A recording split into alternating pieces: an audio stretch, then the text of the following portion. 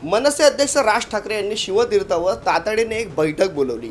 1 November रोजी आपल्याला माहिती आहे निवडणूक आयोगावर एक मोर्चा त्याच्या विरोधात आपण घेऊन जाणार आहोत। त्यामध्ये शिवसेना असेल, मनसे असेल, उद्धव बाळासाहेब ठाकरेंची शिवसेना आणि काँग्रेस असेल, इतर पक्ष सगळे हे निवडणूक आयोगाच्या विरोधामध्ये मोर्चा घेऊन जाणार आहेत। हा मोर्चा जो आहे मला असं वाटतं 6 जुलैला आपला जो मोर्चा निघणार होता आपल्याला माहिती आहे हिंदी सक्तीच्या विरोधात, तशा प्रकारचा किंबहुना त्यापेक्षाही मोठा मोर्चा आता हा ऐतिहासिक मोर्चा निघणार आहे। कारण त्याच्यामध्ये मित्रांनो खरी शिवसेना, काँग्रेस, मनसे आणि इतर छोटी पक्ष जे आहेत ते आपल्या सोबतीला येणार आहेत हे निवडणुकीच्या आयोगाच्या विरोधामध्ये। पण मित्रांनो आपण नोटीस केलं असेल तर या सगळ्या गोष्टी जेव्हा निवडणूक आयोगावर आपण टीका करतोय, निवडणूक आयोगाला प्रश्न विचारतोय, तेव्हा भाजप आणि शिंदे गट यांना कुठेतरी मिरची झोंबते। मग ह्यांचे नेते जे आहेत काही ते समोर आपल्याला बोलताना दिसतात। ते काय गोष्टी बोलतात ते आपल्या सगळ्यांना माहिती आहे। काय तो बाबा रे 0 आणि 20 अधिक किती तर 20 आणि मग हे असे गणितं लावत असतात, तर्क लावत असतात। पण ह्यांना हेच माहिती नाही की 1 अधिक 1 2 नाही तर 1 अधिक 1 11 होतो। म्हणजेच 2 ठाकरे एकत्र आल्याच्या नंतर काय ताकद आहे ते मला सुद्धा महाराष्ट्रातील जनतेला आपल्या सगळ्यांना माहिती आहे। महत्त्वाची गोष्ट मला तुम्हाला सांगायची ह्या व्हिडिओमध्ये शेवटी असणार आहे, कारण मित्रांनो मला थोडं बोलायचं आहे। परवाचा एक विषय होता RSS हे काय करते तर बाबा रे नोंदणी करते, हे कॉलेजच्या बाहेर, गव्हर्नमेंट कॉलेजच्या बाहेर उभारून नोंदणी करते।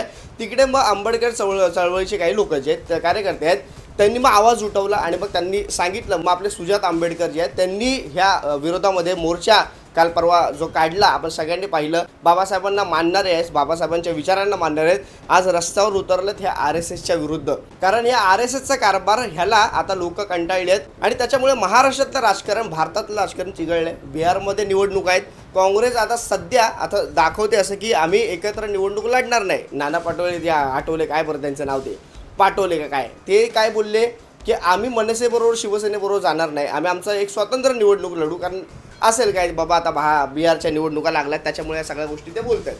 आणि गल्ली ते दिल्ली मध्ये हा गोंधळ झालाच पाहिजे आणि हा विषय हा जो आहे ना तो अत्यंत महत्त्वाचा, सिरियसली गांभीर्याने घेण्याचा हा विषय आहे मित्रांनो। जो निवडणूक यादीचा घोळ असेल किंवा मग आपण पाहतोय ह्या ज्या निवडणुका होत आहेत त्याच्यावर EVMचा स्कॅम असेल, ह्या सगळ्या गोष्टी आपल्याला भारत देशातल्या छोट्या छोट्या शहरात, छोट्या छोट्या जिल्ह्यात, छोट्या छोट्या भागामध्ये पण आपल्याला ह्या गोष्टी दिसत आहेत, पण आपण त्याला इग्नोर करतोय। पण मित्रांनो षडयंत्र असं आहे की हे भाजप सरकार जे आहे, हे मोदी सरकार जे आहे, ह्यांनी सगळ्या गोष्टी विकत घेतलेल्या आहेत। हे सत्तेच्या जीवावर सगळ्यांना पैसा पुरवला जातो आणि सगळ्या मी तुम्हाला सांगितलं IT सेल जशा सुरू आहेत तसंच गोदी मीडिया सुरू आहे आणि ह्या सगळ्या गोष्टी पाहतो आपण मोबाईलवर असेल, व्हॉट्सअपवर असेल किंवा इतर गोष्टी आपण पाहतो। हे भाजप काम करत नाही, आपल्याला दिसतं। आपण बाहेर जेव्हा घराच्या बाहेर पडतो, जेव्हा बाजूच्या बिल्डिंगमध्ये आपल्याला जायचं असतं तरी आपल्याला एक 10-15 मिनिटं लागतात, जे 2 मिनिटाचा रस्ता असेल तिकडे, म्हणजे एवढा काळ आपल्याला तिकडे जाण्यासाठी लागतो। तेव्हा आपण शिव्या घालतो, पण निवडणूक आल्याच्यानंतर ह्या सगळ्या गोष्टी आपल्या मनातून निघालेल्या असतात। आणि मित्रांनो आपण काय तर बाबा रे निवडणुकीच्या पार्श्वभूमीवर आपण एखाद्याला मतदान करतो, ते मतदान आपलं भलत्यालाच जातं।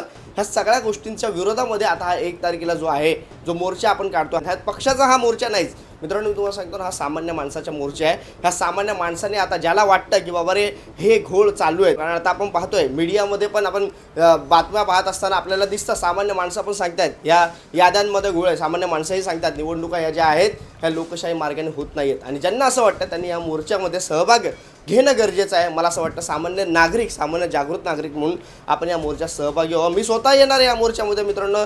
या मोर्चात आल्याच्या नंतर काय तो प्रसिद्ध असेल तो आपल्याला आता पुढे दिसेल। पण मित्रांनो याचं प्लॅनिंग हे खूप मोठं होतं आहे, कारण राजसाहेबांनी स्वतः ह्या मोर्चासाठी आपण पाहिलं की सभा घेतली, पण मोर्चाचं काय गणित आहे, पुढे काय होणार आहे हे त्यांनी सांगितलं 3 वाजता जेव्हा हे पत्रकार परिषद होणार आहे तेव्हा तुम्हाला कळेल।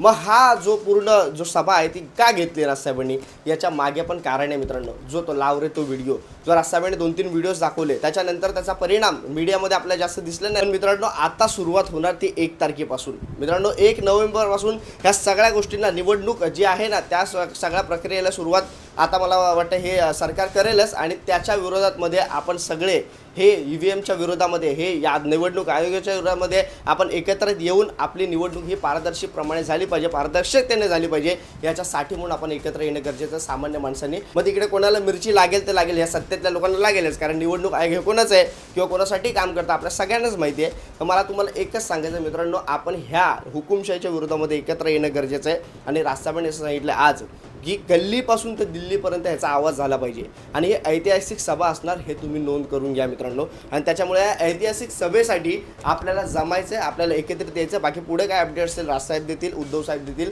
बाकी इतर गोष्टी आपल्याला पुढे कळतीलच, मीही तुम्हाला सांगेलच. पण मित्रांनो तयारीला लागा आणि आपापल्या आजूबाजूला लोकांना तुम्ही सांगा ही जी निवडणूक आहे ही अत्यंत महत्त्वाची निवडणूक आहे. कारण ही निवडणूक जर का हुकुमशाही मार्गाने जर का हे लोक परत जिंकले जसं आत्तापर्यंत जिंकत आले तर मित्रांनो ही लोकशाही आहे जी धोक्यात जाणार आहे. आणि मला असं वाटतं त्यासाठी आपण आता एकत्र आलं पाहिजे आणि आपण या निवडणुकीसाठी सामोरे जाण्यासाठी पारदर्शक निवडणूक झाली पाहिजे यासाठी आपण उभे राहिलो पाहिजेत. एवढंच मला सांगायचं आहे. कारण मित्रांनो 1 नोव्हेंबरचा मोर्चा असा तुम्ही समजू नका की हा राजकीय, हा सामान्यातला सामान्य माणसाचा मोर्चा आहे. आणि त्यासाठी आपण सगळ्यांनी एकत्र येऊयात आणि आपण या निवडणूक आयोगाला जाब विचारूयात आणि ह्या सगळ्या गोष्टी आपल्याला क्लिअर करून द्या, तेव्हाच निवडणुका घ्या. म्हणून आपण या रस्त्यावर उतरायचं आहे मित्रांनो. आणि या निवडणुका आत्तापर्यंत 8 वर्ष निवडणुका झाल्या नाहीत, म्हणजे 5 वर्ष कालावधी सोडा, 3 वर्ष एक्स्ट्रा, 3 वर्ष झालं निवडणुका झाल्या आहेत मुंबई महानगरपालिकेच्या. आणि त्याच्यामुळे आपल्याला जो त्रास सहन करावा लागतोय, मग इथे कोण काही लोक बोलतात नगरसेवकाला बोला, नगरसेवकाला भेटा. इथं आम्हाला नगरसेवकच नाही तर आम्ही कोणाला भेटायचं. तर आमचं सरकार हे जे आहे महाराष्ट्र सरकार, हे भाजप सरकार हेच बघतं ना सगळ्या गोष्टी त्या. आणि त्यांना माहिती आहे निवडणुका पुढे ढकलल्या ह्याचा फायदा कोणाला आहे, सत्ता ह्यांच्या हातात आहे. मध्ये ह्या सगळ्या BMCचं सगळे कामं कॉन्ट्रॅक्ट हे सगळं यांच्या हातात आहे.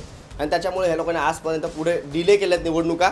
आणि आत्ता ह्या यादी जर का तुमच्या पारदर्शकतेने होत नसेल तर मला असं वाटतं अजून पुढे जाऊ द्यात, पण निवडणुका ह्या पारदर्शक झाल्या पाहिजे इतकंच मला सांगायचं मित्रांनो. आणि 1 नोव्हेंबरला राजसाहेब आणि उद्धव साहेब किंवा मग काँग्रेसचे इतर किंवा छोटे छोटे पक्ष जे आहेत ते सगळे एकत्र येतील आणि या निवडणूक आयोगाच्या विरोधामध्ये आपण जो मोर्चा काढणार त्या मोर्चात सहभागी व्हावं एवढंच तुम्हाला सांगेल. तुर्तास थांबतो. जय हिंद, जय महाराष्ट्र.